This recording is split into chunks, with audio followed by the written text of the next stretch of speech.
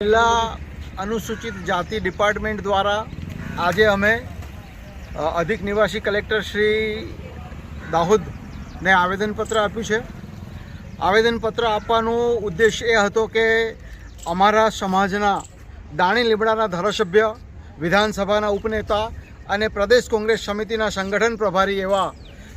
શૈલેષભાઈ પરમાર ઉપર જે ટોળાએ જે હુમલો કર્યો કાર્યાલય ઉપર, અને એ વખતે જે પોલીસની જે ભૂમિકા હતી એ ભૂમિકામાં એમને જે રીતે ખેંચીને ઢસડીને જે લઈ ગયા છે, એક ધારાસભ્યને ન છાજે અમારા સમાજના દલિત હોવાના કારણે એમના ઉપર આ જે એમણે એ કર્યું છે, એમનું અપમાનજનક જે કાર્ય કર્યું છે, એવા જે અધિકારીઓ છે અધિકારીઓની તપાસ થાય, એ અધિકારીઓને સખતમાં સખત સજા થાય એવી અમારી માંગ સાથે અમે આવેદનપત્ર આપ્યું છે.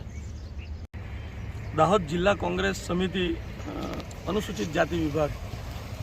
દ્વારા દાહોદ કલેક્ટર સાહેબને અમદાવાદ ખાતે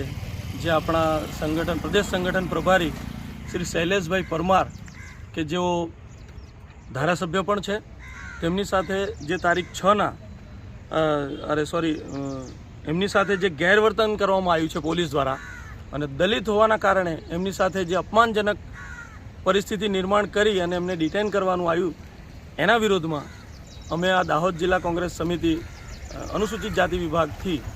રાજ્યપાલશ્રીને સંબોધતું એક આવેદનપત્ર આપ્યું છે, અને અમને પ્રશાસન તરફથી ન્યાય મળે એ બાબતની અમે માંગણી કરી છે.